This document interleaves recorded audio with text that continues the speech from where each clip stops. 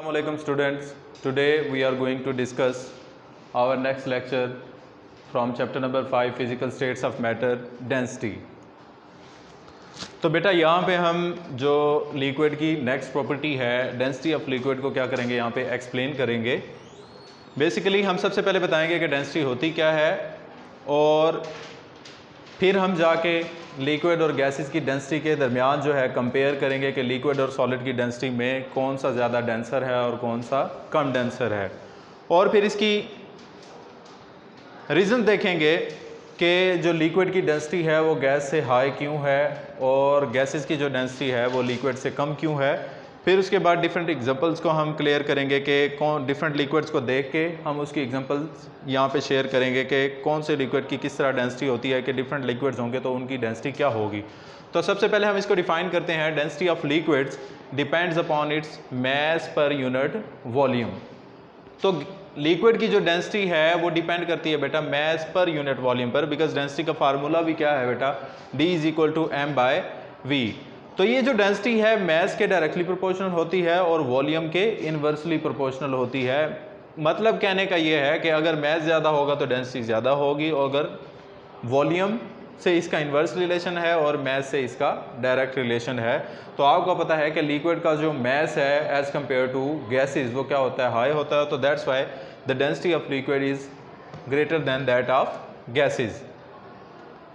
तो उसके बाद यहाँ पे बताएंगे कि liquid are denser than gases, के लिक्विड की जो डेंसिटी है वो गैसेस से ज़्यादा होती है। बिकॉज इसकी दो रीज़न है बेटा जो यहाँ पे आपकी बुक में शेयर की हुई हैं। कि फर्स्ट रीज़न तो है कि molecule of liquids are closely packed, कि लिक्विड के मॉलिक्यूल जो हैं वो क्या होते हैं, क्लोजली पैक्ड होते हैं, यानी उनके दरमियान जो एम्प्टी स्पेसिस हैं वो क्या होती हैं, नेग्लिजिबल होती हैं। तो लिक्विड का गैसेस से ज़्यादा डेंसर होना दो रीज़न की वजह से है कि बिकॉज मॉलिक्यूल्स ऑफ लिक्विड जो हैं वो क्लोजली पैक्ड होंगे, यानी कि उनके दरमियान जो एम्प्टी स्पेसिस होंगी वो spaces between the molecules are negligible. यहाँ पे फिर हमने एक डायग्राम से शो किया हुआ है कि सपोज हमारे पास एक कंटेनर है, उसमें लिक्विड के मॉलिक्यूल हैं।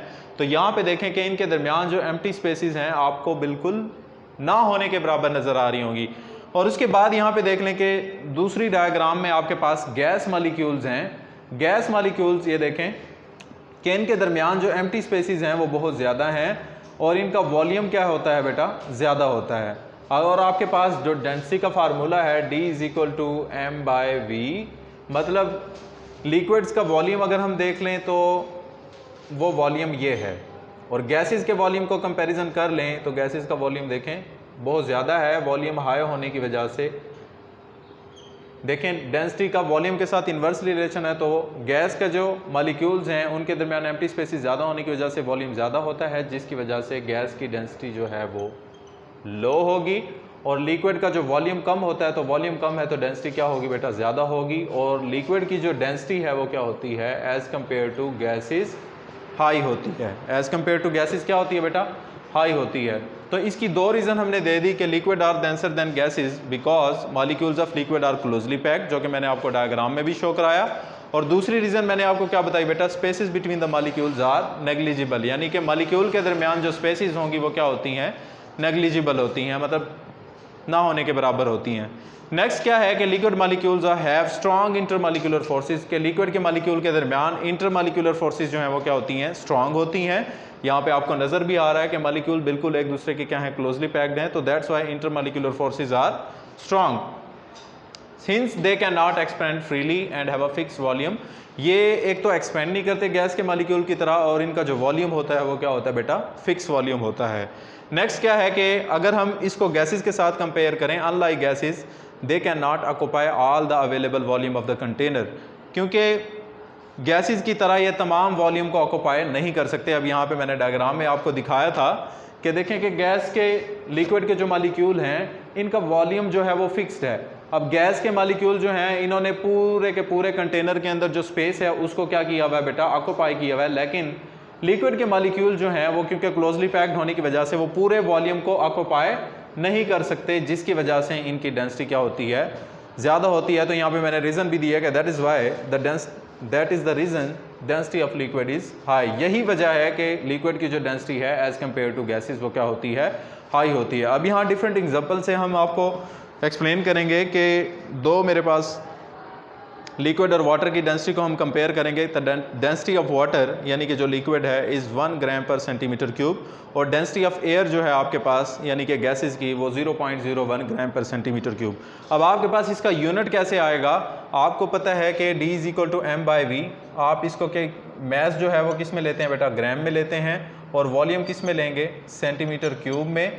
तो इसका यूनिट आपके पास बनेगा बेटा ग्राम पर सेंटीमीटर क्यूब जो है वो डेंसिटी का क्या होगा, यूनिट होगा। तो इसको हमने इस यूनिट को यहाँ इक्वेशन से डिराइव कर लिया कि मैस आपका ग्राम में होता है और वॉल्यूम सेंटीमीटर क्यूब में होता है। और इस सेंटीमीटर क्यूब को जब आप ऊपर लेके जाएंगे तो वो पर सेंटीमीटर क्यूब में कन्वर्ट हो जाएगा। तो डेंसिटी ऑफ वाटर जो है वो कितनी होती है, 1 ग्राम पर सेंटीमीटर क्यूब, और डेंसिटी ऑफ एयर यानी गैसेज जो है वो 0.001 ग्राम पर सेंटीमीटर क्यूब। तो वाटर की डेंसिटी यानी लिक्विड की डेंसिटी गैसेस की डेंसिटी से हाई है, और यही वजह है कि वाटर की डेंसिटी गैसेस की डेंसिटी से ज़्यादा होने की वजह से रेन वाटर जो है यानी रेन ड्रॉप जो है, बारिश जो है वो नीचे की तरफ आती है, यानी पानी जो है वो नीचे की तरफ क्या करता है, मूव करता है, बिकॉज उसकी डेंसिटी क्या है, as compare to gases high है।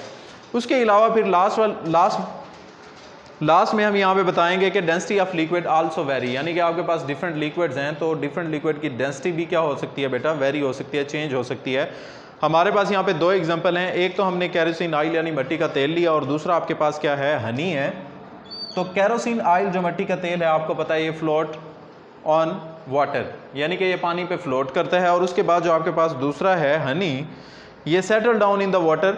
अब कैरोसिन ऑयल जो है वाटर के ऊपर फ्लोट क्यों करता है, because the density of kerosene oil is less than that of water. तो कैरोसिन ऑयल की जो डेंसिटी है वाटर से कम होती है, इसी वजह से कैरोसिन ऑयल यानी मिट्टी का तेल पानी की सरफेस पे क्या करता है, फ्लोट करता है। और हनी की जो डेंसिटी है वो एज कम्पेयर टू वाटर क्या होती है बेटा, ज़्यादा होती है, that's why Honey settle down in the water. तो ये बेटा डेंसिटी से रिलेटेड हमारा टॉपिक था, इसको हमने एक्सप्लेन किया। नेक्स्ट फिर जो है हम नेक्स्ट प्रॉपर्टी को लिक्विड की एक्सप्लेन करेंगे। अभी तक के लिए इतना, अल्लाह हाफिज़।